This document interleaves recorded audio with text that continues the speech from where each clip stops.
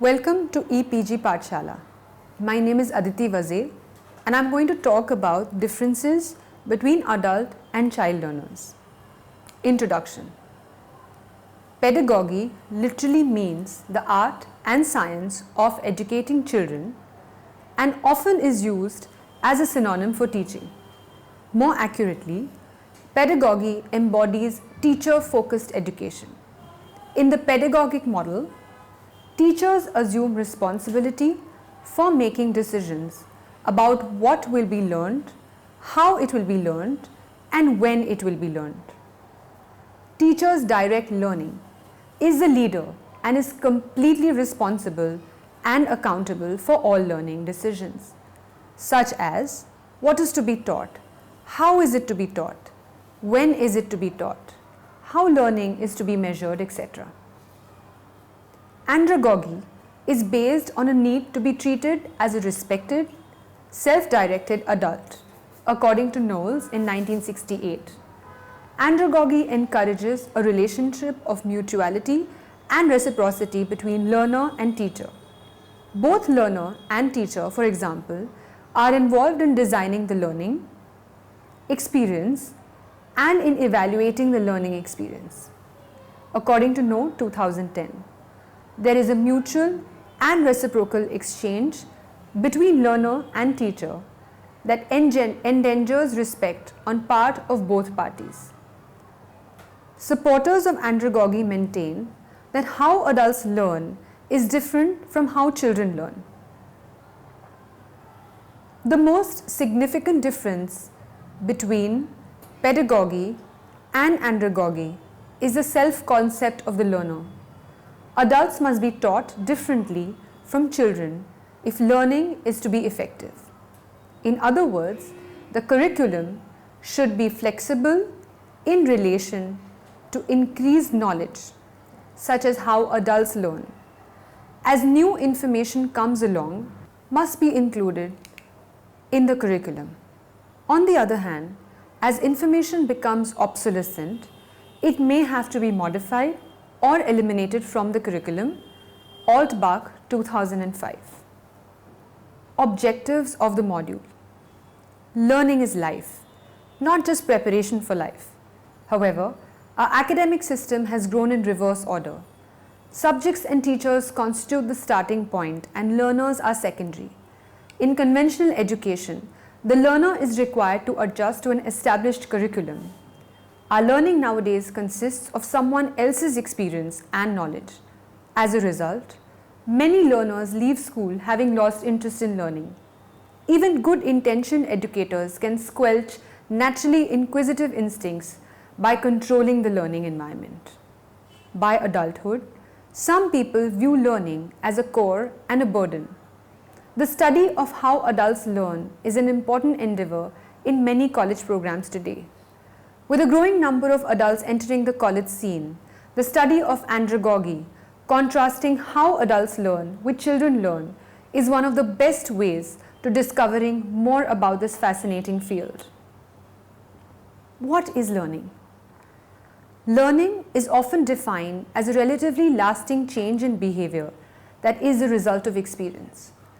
Learning is an adaptive function by which our nervous system changes in relation to the stimuli in the environment, thus changing our behavioral responses and permitting us to function in our environment. The process occurs initially in our nervous system in response to environmental stimuli. Neural pathways can be strengthened, pruned, activated, or rerouted, all of which cause changes in our behavioral responses. Learning is more or less a permanent change in behavior, potential that occurs as a result of practice. It is not a change due to motivational factors, sensory adaptation, fatigue, maturation, senescence, or stimulus change. There are three main types of learning: classical conditioning, operant conditioning, and observational learning. Both classical and operant conditioning are forms of associative learning, in which associations are made between events that occur together. Observational learning is just as it sounds, learning by observing others. Behavioral psychology is basically interested in how our behavior results from the stimuli both in the environment and within ourselves. What is pedagogy? Pedagogy is the science and art of education, specifically instructional theory. An instructor develops conceptual knowledge and manages the content of learning activities in pedagogical settings. Modern pedagogy has been strongly influenced by the theories of three major heavyweights in the science of human development: Jean Piaget's cognitive theory of development, Lev Vygotsky and Jerome Bruner's social interaction and cultural theory. Piaget's theory of cognitive development, 1936. Piaget's theory of cognitive development explains how a child constructs a mental model of the world. He disagreed with the idea that intelligence was a fixed trait and regarded cognitive development as a process which occurs due to biological maturation and interaction with the environment. The goal of the theory is to explain the mechanisms and processes by which the infant and then the child develops into an individual who can reason and think using hypotheses. Piaget proposed 4 stages of cognitive development which reflect the increasing sophistication of children's thought. First, sensory motor, which lasts from birth to age 2 years. The main achievement during this is object permanence, which is knowing that an object still exists even if it is hidden. It requires the ability to form a mental representation, that is a schema of the object. The second stage is the pre-operational stage, which lasts from ages 2 to the ages 7 years. During this stage, young children are able to think about things symbolically. This is the ability to make one thing, a word or an object, stand for something other than itself. Thinking is still egocentric, and the infant has difficulty taking the viewpoint of others. The third stage is the concrete operational stage, which lasts from age 7 to age 11 years. Piaget considered the concrete stage a major turning point in the child's cognitive development because it marks the beginning of logical or operational thought. This means the child can work things out internally in their head rather than physically try things out in real world. Children can conserve number by age 6, mass by age 7, and weight by age 9. Conservation is the understanding that something stays the same in quantity even though its appearance changes. The fourth stage is the formal operational stage, which starts from age 11 and adolescence lasts up to adulthood.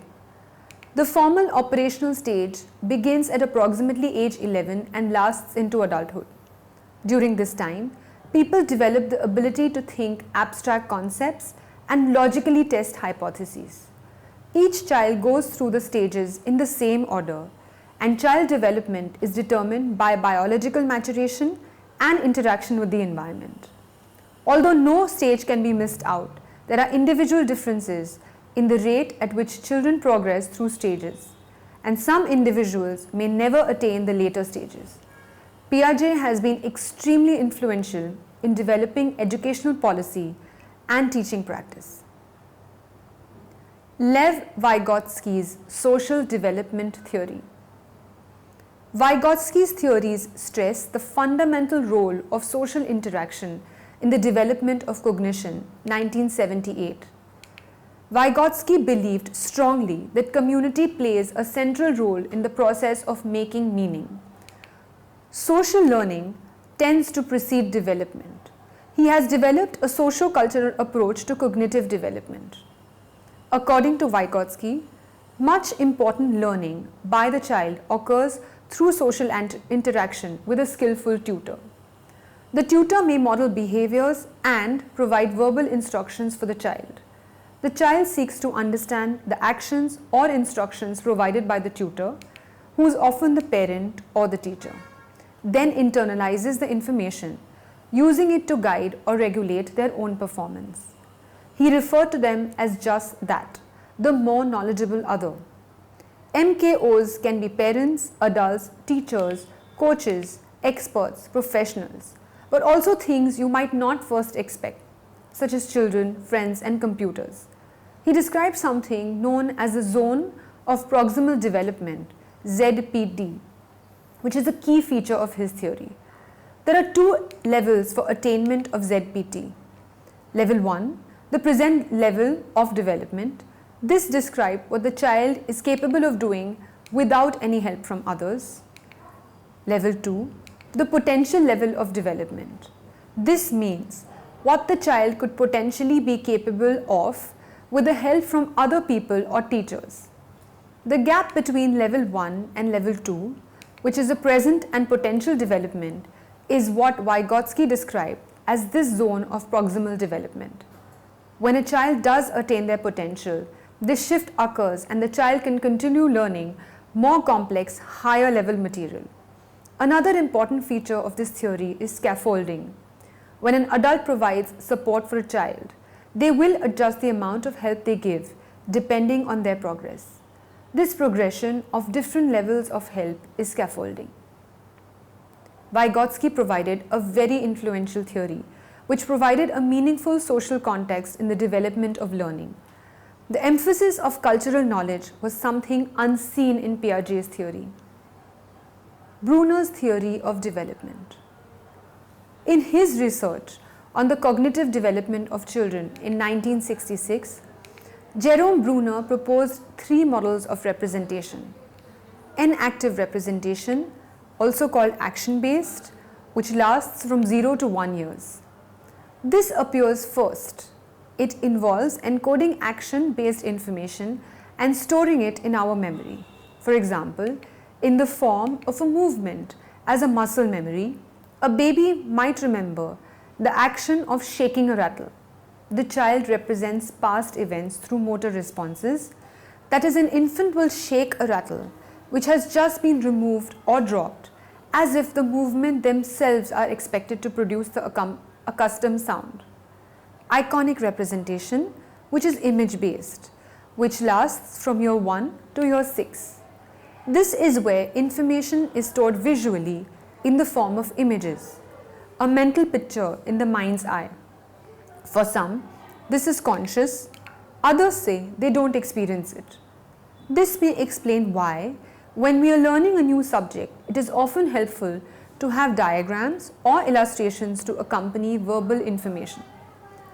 Symbolic representation, which is language-based, 7 years onwards. This develops last. This is where information is stored in the form of a code or symbol such as language. This is the most adaptive form of representation, for actions and images have a fixed relation to what they represent. Dog is a symbolic representation of a single class. Symbols are flexible in that they can be manipulated, ordered, classified, etc. So the user isn't constrained by actions or images. In the symbolic stage, knowledge is stored primarily as words, mathematical symbols, or in other symbol systems. For Bruner, 1961, the purpose of education is not to impart knowledge, but instead to facilitate a child's thinking and problem-solving skills, which can then be transferred to a range of situations. The role of the teacher should not be to teach information by rote learning, but instead to facilitate the learning process. This means that a good teacher will design lessons that help students discover the relationship between bits of information.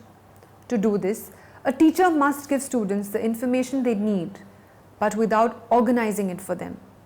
The use of the spiral curriculum can aid the process of discovery learning. What is andragogy? Malcolm Knowles in 2011 defined andragogy as the art and science of helping adults learn and described self-inquiry as the adult learning process. There are certain assumptions regarding how adults learn. Adult learning is viewed as problem-based and collaborative, not didactic. Adults are self-directed and autonomous and determine individual learning goals. As self-directed learners, they want to determine the knowledge that will be learned, the projects in which they will participate, and how they will demonstrate the knowledge gained. Self-directed learners are proactive, learn more things, and learn better than do learners who are reactive learners and are passively engaged in the learning. They enter into the learning with greater motivation and more purposeful. As a result, new knowledge is retained better and longer, as well as applied with greater ease to new situations. Adult learners have a variety of life experiences and prior knowledge from work, school, family, and community involvements.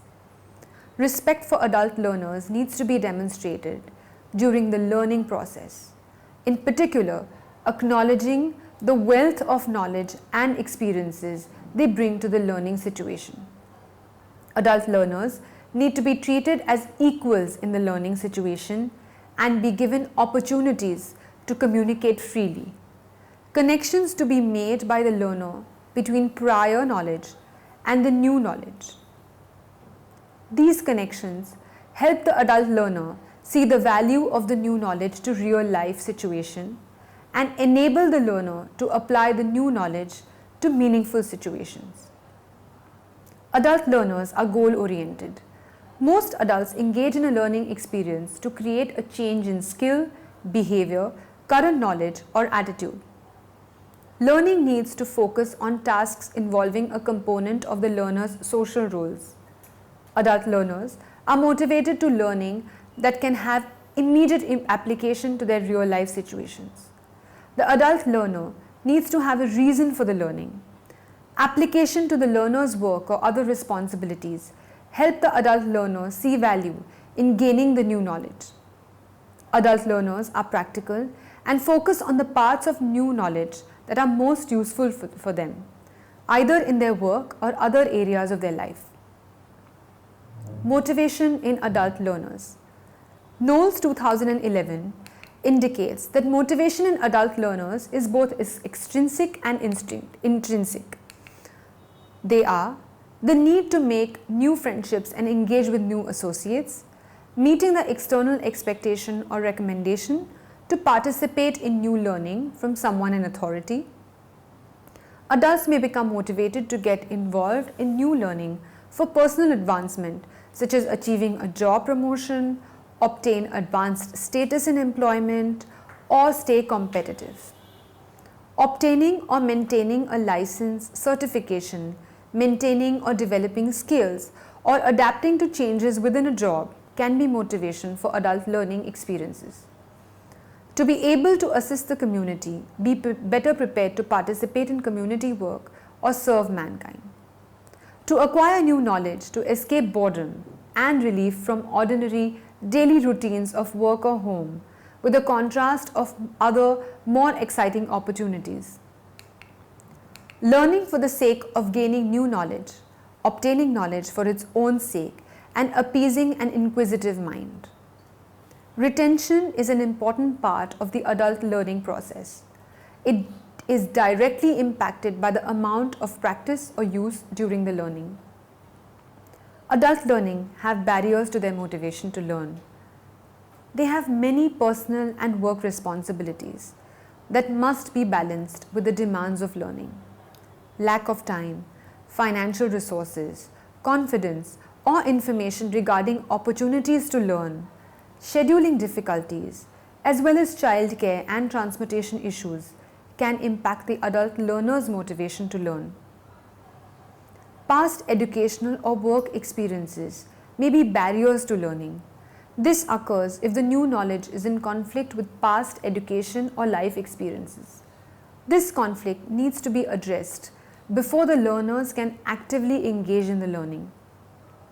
Pedagogy versus andragogy. What are the similarities between child and adult learners? The learner, be it a child or an adult, comes to learning process with life experiences and prior knowledge that is used by the learner to make connections to the new learning. For learning to take place, both adults and children need to be immersed in what is being learned. This is needed to help ensure that the new knowledge is internalized to the point where the knowledge can be transferred into appropriate situations. Since adults have more prior knowledge and more life experiences to bring to the learning situation, internalization and transfer may take less time than the learning of a child. Approximations in learning take place in the learning of adults as well as children. Due to the natural learning process, both adults and children need to use the learning or employ the knowledge gained. The more the knowledge is used, the closer the approximations come to conventions and become internalized. Feedback to both the adult and child helps each learner fine-tune the approximations. Once the learning has been internalized, the knowledge is transferred into new situations by both the adult and child learners. A major characteristic that impacts the natural learning process is engagement of both adult and child learners.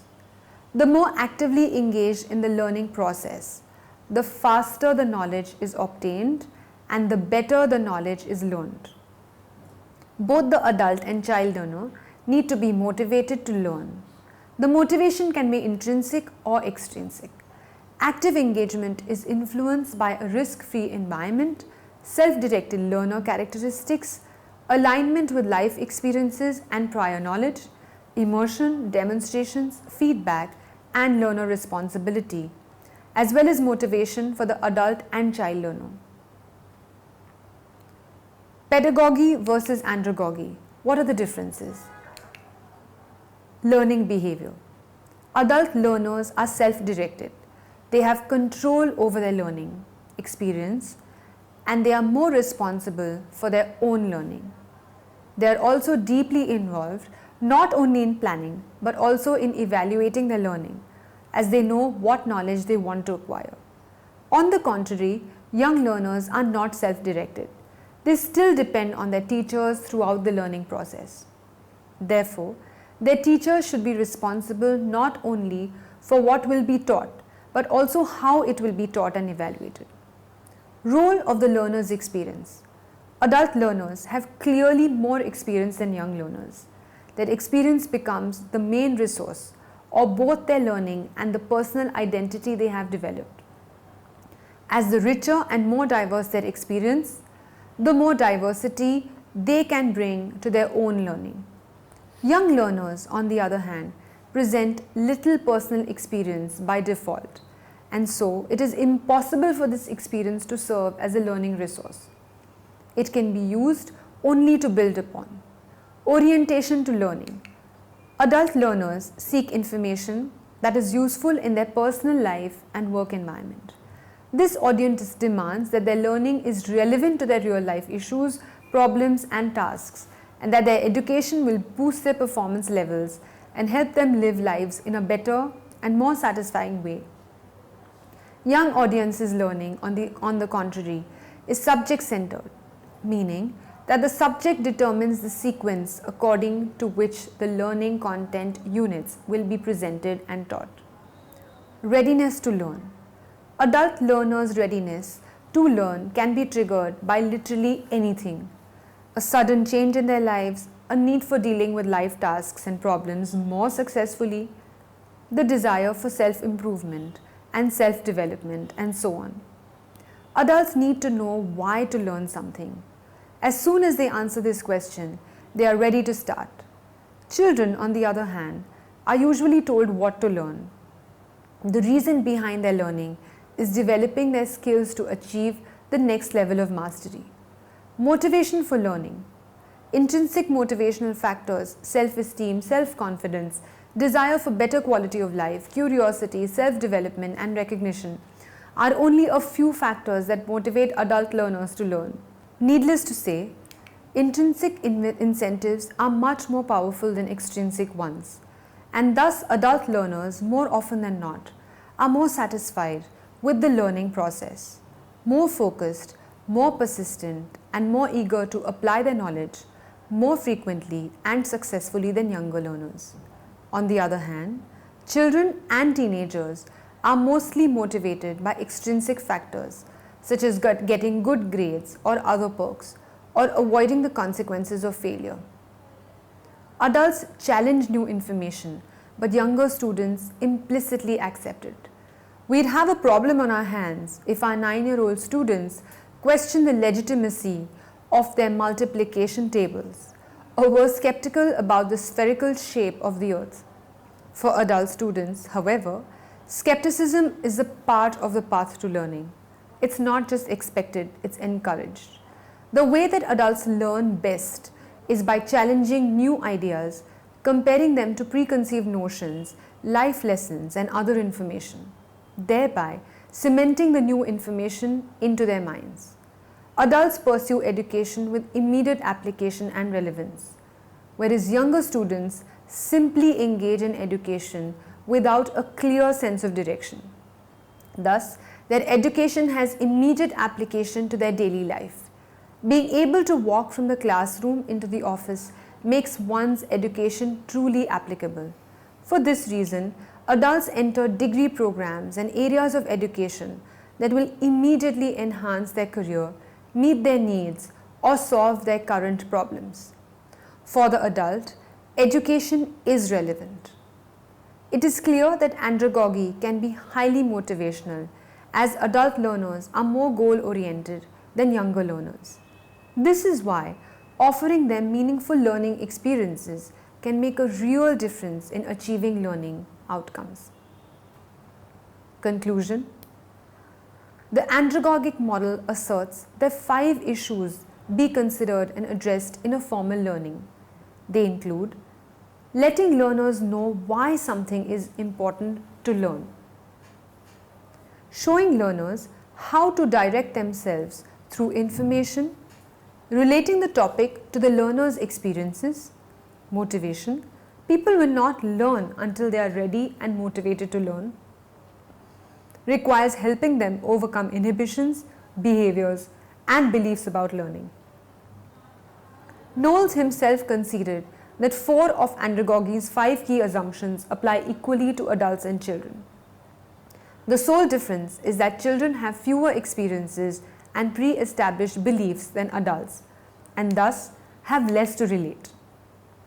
In the information age, the implications of a move from teacher-centered to learner-centered education are staggering.